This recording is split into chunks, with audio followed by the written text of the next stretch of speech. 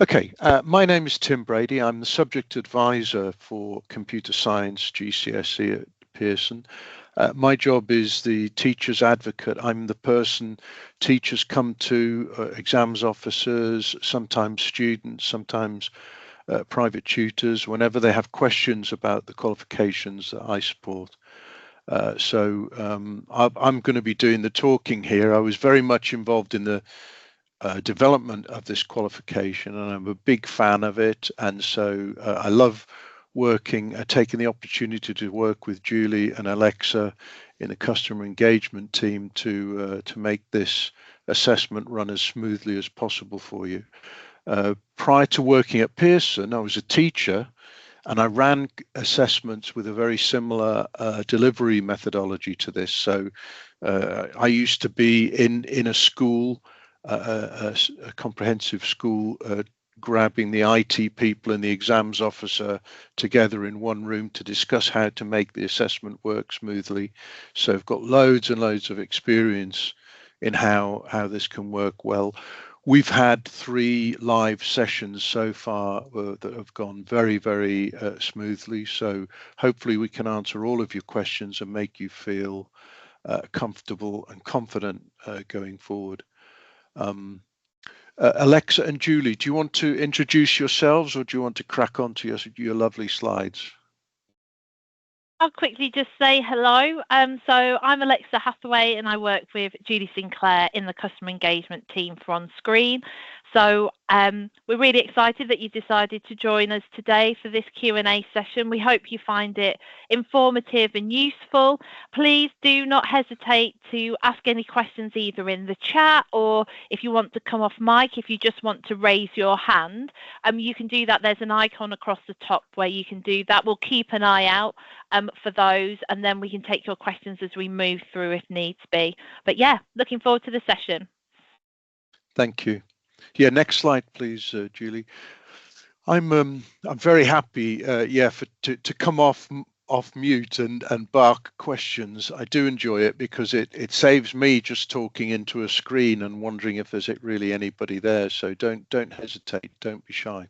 So what we're going to be looking at, the support and guidance that we provide, the instructions for the conduct of the exam, the ICE, which was a document that we prepared right at the very beginning and was part of our submission to Ofqual when we got the qualification accredited. So that document we revise annually to make sure that we capture any new learning. And it's a key document where the 3 important people in every centre should gather around well ahead of the live session to make sure that things are sorted out. I'm pretty sure it's quite a comprehensive description of all the things that need to be done and looked at. So we'll have a good look at that. We'll talk about the creation of the actual student user areas for the exam, the way that the folders should be set up, how IT support should be called in, and also cover contingency measures. We'll talk then about specifically what happens on the exam day. On our very first live session, it was quite a interesting reaction when we explained that the exam materials are made available on the morning of the afternoon exam, and that's gone very smoothly now for three sessions. So that's the release of the exam materials. Then the learner work transfer is the system. It's a portal that we've developed where you can upload your learner's work. Then we're going to go to Q&A. We want to make it a conversation. Next slide, Julie, as much as possible, because that's where the valuable communication comes from, and you should feel comfortable. Ask anything you want. Okay, next slide, please, Julie. So the ICE, there's a link in this. I guess everybody attending will get a copy of the PowerPoint, right? So that the link to the ICE will be available to you by clicking on there. The exam date is a Tuesday this year, 20th of May. Oh, my mum's birthday. She'll be 95. And afternoon exam. Coding files are released at 8 a.m. the morning of that day. The deadline to upload candidates' work will be up until Thursday of that week, midday. And then results day are the 20th and 21st of August. So next slide, please. Is this a poll? Look at this. So what is your role within the centre? Please have a click on that. This is an interesting poll because when we're having the discussion, so my primary role is supporting teachers, and mostly it will be exams officers and IT technicians here, I suspect. So yes, 68% exams, 18% teachers, IT technicians, the toughest ones to get round the table, are 6%. So hopefully you can gang up and get, you definitely need IT support to make this work right. Thank you very much. I'm going to just try clicking this. So yeah, look, it seems like, Julie, I can click next the arrow, so I don't need to have to keep pestering you for just going to the next slide. Oh, it's okay. That's great. Thanks, Tim. We'll try that. We'll roll with that. So we have in our qualifications website a place where where the ICE document lives, and alongside the ICE document, we've created role-specific checklists. So once you've gone through the ICE and looked at the things that need to be done in the whole, the checklists are a really helpful extract from that, so that the three sets of people, the exams officer, the IT technicians, and the invigilators, can be sure that they've got all the bases covered. They were created to support the centre, and using these checklists will help. I mean, I wouldn't rely solely on them. I always recommend not dealing with the checklists until after you've done a thorough job of the ICE. Not the other way around. So look at the ICE first, and the checklists then very helpful backup to that. If you have any comments, those of you who have done the live session last year, who were on the call, if you have comments or ideas or suggestions about anything missing or how they could be improved, please feel free to send them through to us, because we can improve them moving forward. The key preparation activities in terms of getting ready for the day, and these things I would strongly recommend should be part of your mock approach as well. When you do mocks, as much as possible, make them similar to the live assessment. But certainly now looking towards the May live assessment, here are the things that you need to do. So we want that the candidates that are sitting paper 2 will be working on ideally the computers that they're used to working on when they're going through their teaching and learning. We want that they'll be using the tools that they're comfortable and familiar with. The secure areas should have read, write, run privilege. So this is language that the IT people will understand, but it's just important that wherever the students are working, they're able to save their files and run the programs that they write and modify. There should be at least 50 meg of storage space. Now that's a trivial and tiny amount in this day and age, but it was strongly recommended that a number should be given to you. Again, any centres that have run one or more prior assessments, if they have comments that number is misleading or not useful, please get back to us and let us know. But basically a very small amount, or the files that the students are working on and creating are going to be tiny text files. They're basically Python scripts. So the amount of storage required in these exam profiles is very, very little.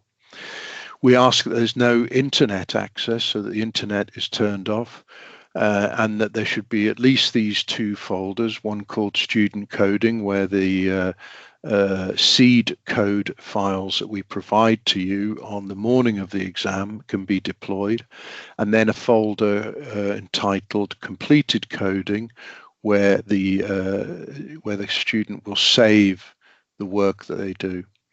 If you look then on the two pictures, these two beautiful pictures at the bottom of this slide, you can see that what we send you or what we provide to you on the day of the exam is seed code files, Q01 through 6.py, so they're little Python script files.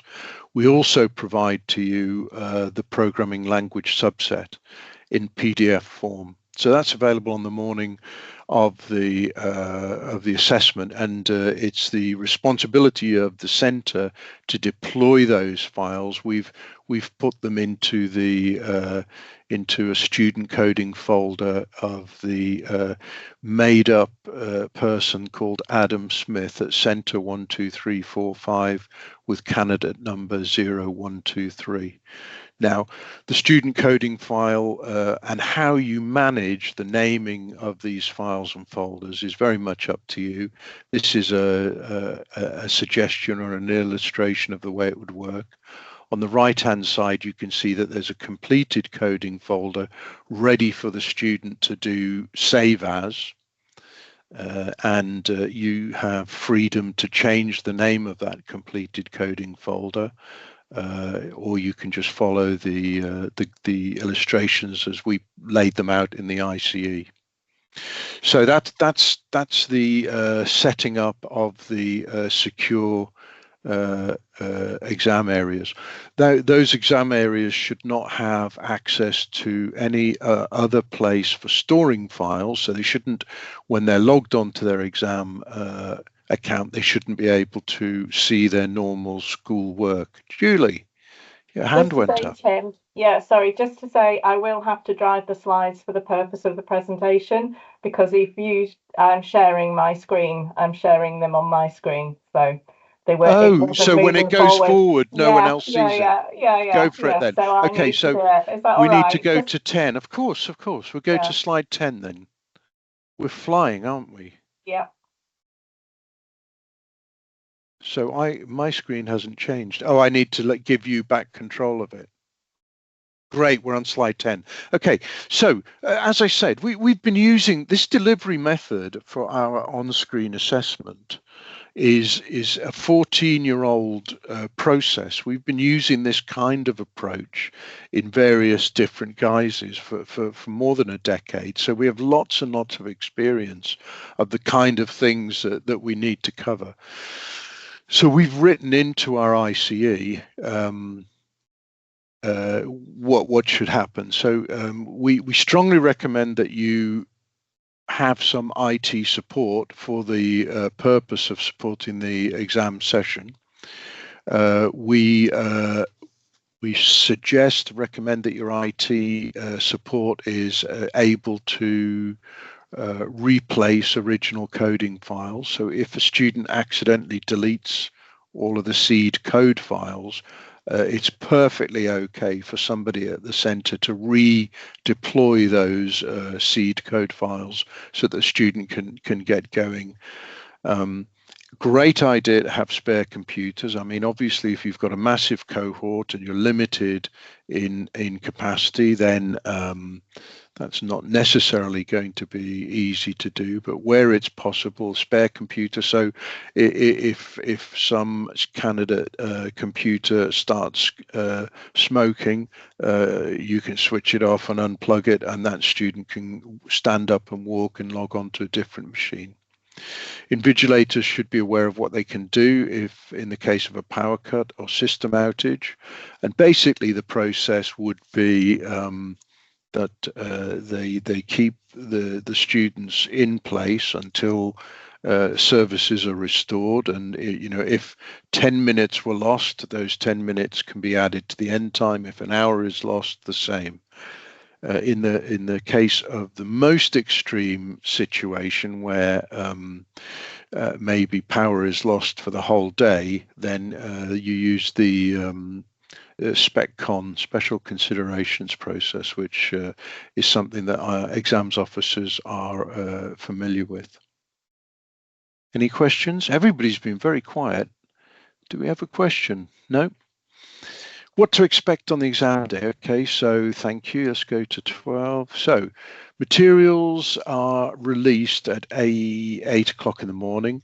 The slide, a few slides earlier, where you saw the seed code files and the PLS, as you can imagine, when that's zipped up into a single archive folder, is a really tiny file. So when we make this available, it's available under Gold Padlock on the website. It's also available via the secure download service within edXL Online.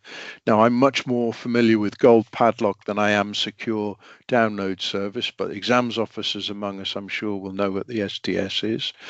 And both the programming language and the seed code files are both made available. The significance of the Gold Padlock is that only the exams officer or somebody with the exams officer credentials in edXL Online is able to access them. And when you access them and you grab them, they become your responsibility, and you work with the right people in your center to make sure that the right people are provided with those seed code files for the purpose of deploying them to the exam accounts of the candidates and nothing else. There shouldn't be any investigation or analysis of the contents of those files that should be done, quite obviously. You will also get hard copy question paper, and that's done by the standard dispatch system. And you know, if there's any worries, I mean, they arrive about a week, I think, before a live paper.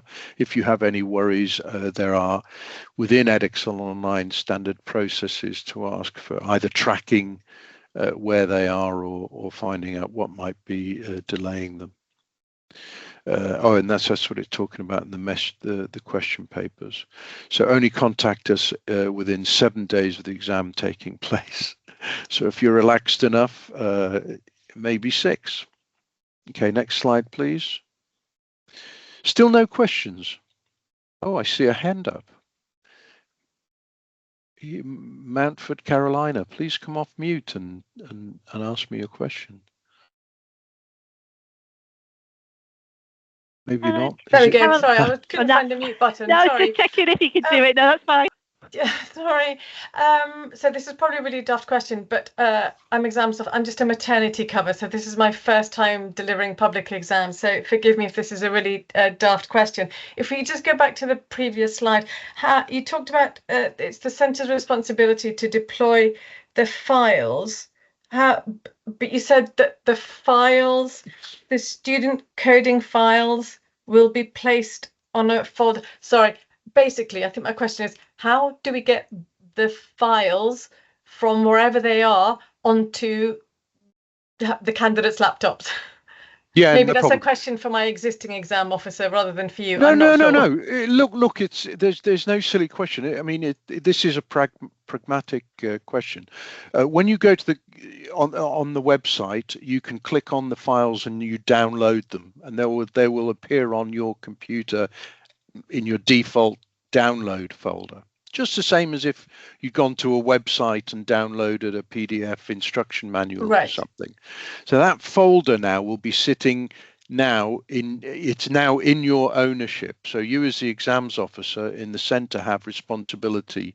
It's like you've got the exam paper and you've stuck it in the safe. Okay. What you do, and you do this ahead of the day, obviously, you plan this ahead of time with your IT people, is you make sure you know who the right person is to give that folder of files to. And basically you hand it off, preferably not via email, but maybe a file transfer of some sort, or maybe even put it on a memory stick and walk it down to the guy. But you decide how you do that.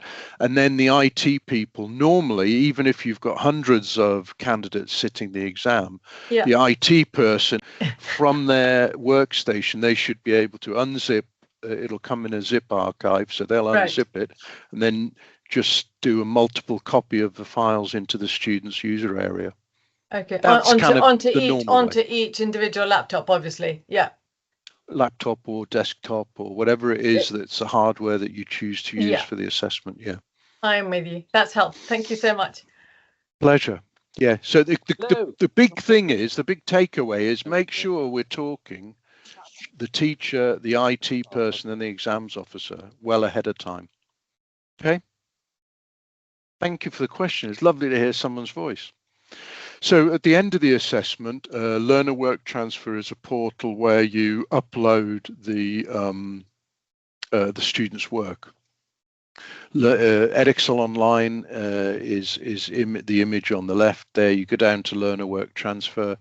Make sure you avoid the standards verification version. Go into the exam moderation, and you'll find that it's quite intuitive. You'll navigate to the assessment. Normally, this is done either by the IT person or normally by either the exams officer, maybe with the help of the IT person. So this portal opens up, and this portal is used for many different exams, and basically you get a list of the names of the students that have been entered, and you drag their work and drop it on top of a what do they call it, a tile, and it does the upload. You hit an upload button. So the learner work transfer for our subject, because the file sizes are tiny, it tends to work completely seamlessly. In some subjects, say if you're doing a PE or drama and they've done a high def 45-minute video of somebody playing lacrosse or something, or doing a play, the file sizes tend to be the biggest impediment to learner work transfer working smoothly.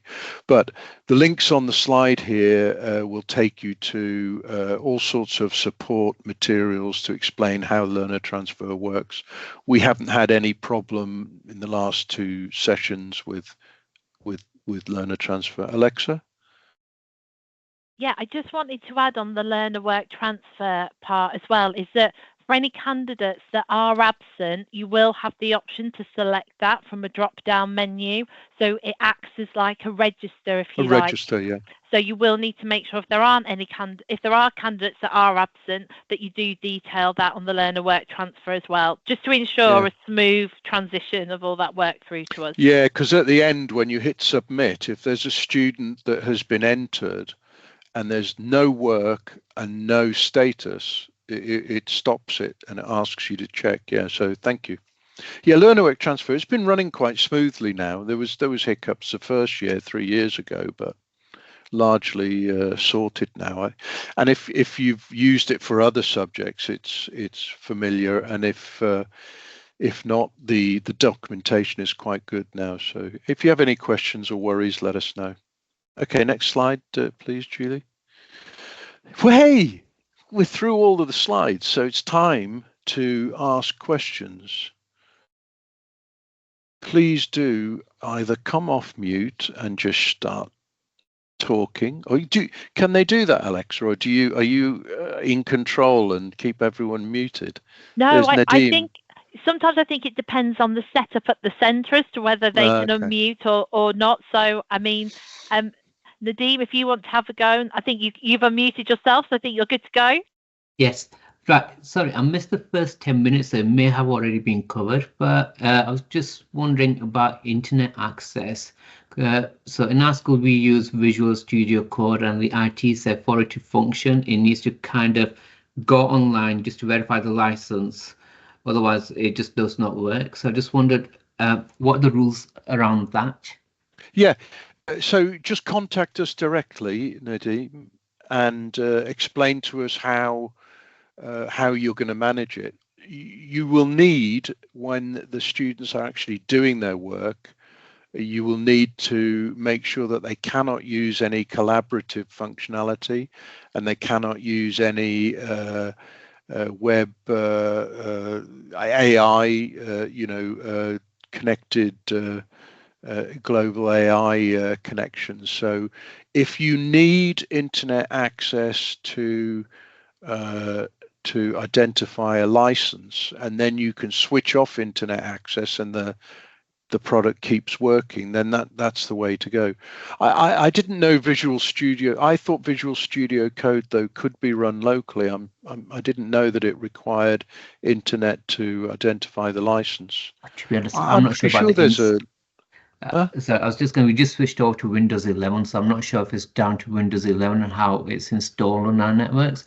Okay, yeah. Sorry. So the answer is right. We are not expert in all of the different infrastructures, but when you've figured out what your solution is, and you're confident that you can convince us that it doesn't jeopardize the security or the integrity of the exam, let us know.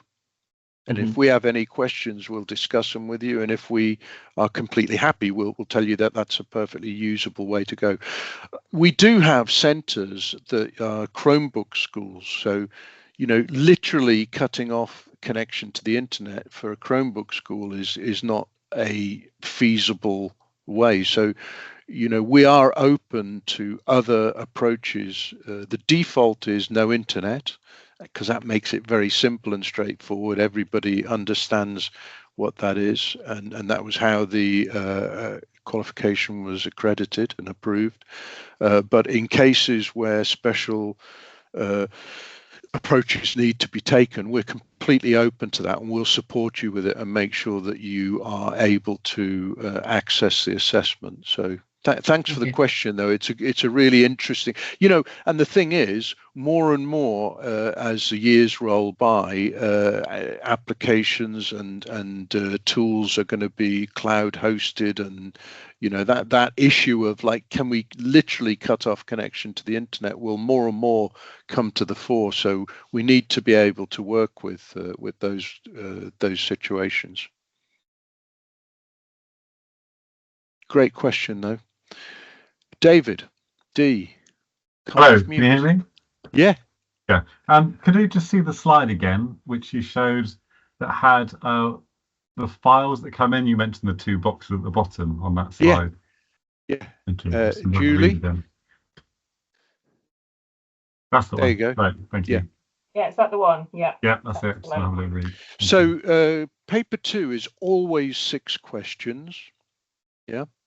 So in the zip archive file that you get, there may or may not be a .txt file. If there is, it will always be a .txt file, and it will always be a comma separated value formatted txt file. Does that help? That's great. I was probably. Yeah, that's good. Thank you very much. Thank you. Some in previous sessions like this, I was asked if the student coding folder could be called originals, and that's fine. We don't care what you call it. It should be whatever the students are familiar with. I've also been asked, can the student coding folder be read-only? Absolutely, it can be. Janine. Hi, I've got a question. This is the first year that we're running it where we've got a student with access arrangement needs, and their access is just a standard 25% extra time. And when we apply for that online, it kind of automatically gets applied for written exams. And so I'm just wondering, with the with this particular exam, this paper, does it get automatically applied as well, or do we actually have to do a separate submission to Pearson? It's automatic. It's the same. Okay. Janine. Yeah. Are you exams officer, Janine? I help with doing all of the access arrangements processing. Okay. Yeah. So I that's right, Julie. Alexa, right? I mean, it's treated in exactly the same way. Yeah, so the process is exactly the same, Janine, and then that will be applied. Then obviously when the student takes the exam, then obviously the invigilators will know that that candidate has however much extra time is required for the assessment. Yes. Yeah. So yes, if and you manage it internally, so just I'm sorry, Janine. for our extra timers, we're setting them up in a different IT room so they're not disturbed when the other students leave. Yeah. Perfect. Yeah. Sounds Perfect. good. Okay, thank you. On previous sessions, I was also asked if you could, when you create the student coding folder, the one where they put their final work, could you, during the setup, put the originals and drop them straight in there? And yeah, that's also not a problem because it in no way jeopardizes the integrity or the security of the exam. So the key here is to, as much as possible, wherever you practice in mocks, have the students do whatever is familiar for them. And then the other thing that I was asked many times about was, what if the kid saves a file with the wrong file name? So the question paper is very clear. It's a Q01 completed. I can't remember what it is, but it explicitly says what they should save the file as. If they save it with the wrong file name, just make sure you send us that file, whatever they call it, wherever they put it. If they've worked on it, you send it to us, and then you upload it to Learner Work Transfer. And then if there's markable content in there, we will the student will get marks for it. So they're not being assessed on their file saving or file naming skills. It's worth saying that. And if at the end of the assessment an exams officer is worried that students may have put things in the wrong place or named them in the wrong way, it's fine for an exams officer with the classroom teacher or an IT person to look into the student's user area and make sure what you send us is the right stuff. Always make sure, as much as possible, that you make sure you send us anything that the student has done. Does that make sense? Yeah, whatever way works for you. I mean, the most important thing is when you remember that this is one of the biggest days in the lives of these students when they do a GCSE. It's a big stress. I feel like whatever you've practiced is what you should do on the day. You know, whatever they're used to. I wouldn't ever suggest changing anything on the day from what they've been expecting, because that can throw them into a spin. It mentioned Victoria did type 5 pupils who have a clash. So it's an interesting point. In the ICE, you'll find that we talk about the exams officer's process for exam clashes. And that process is also available for you to use if you wanted to. Say you have 50 students and a computer room of only 30, so you can do 25 and then 25, and you use the exam clash process to do your GCSE Computer Science Paper 2 assessment in 2 tranches. So that process is mentioned in the ICE explicitly so that you can deal with issues related to clashes, but also infrastructure if you had too few computers. Also, the JCQ rules for on screen mention quite a large gap between computers that can be mitigated by the use of partitions and such like. You don't need to abide by 2 meters gap so that you can only get 4 in a room if they can't see screens. So judicious use of security approaches makes perfect sense. And if you have any questions, don't hesitate to come to us. Learner Work Transfer be available from 8 a.m. to do this. Learner Work Transfer is the system where you send their work. I've got a feeling what you're thinking is if you're going to start the exam as early as 11:30, the question is you will not, you will have to wait until, is it 8 or 8:30? I can't remember when when the materials are made available. So you'll have from 8 o'clock till 11:30 to get to get those into those students' user areas. So that will be less time than the normal start time, but not much. Should be fine. Talk to your IT people and make sure they're ready and say it won't be a problem. But then learner work transfer will be available. I don't know when that turns on. I mean, it's probably available from entry time. Yeah, I would have thought so. We can confirm that, but as far as I know, it's kind of there in the exam series for any point in time. Yeah. I mean, in the case of paper 2 for computer science, it won't be expecting anybody to touch it until 2 hours after the normal start time. So, but I don't think they turn it on then. I'm sure it's available earlier. So thanks for that question, Kay Brown.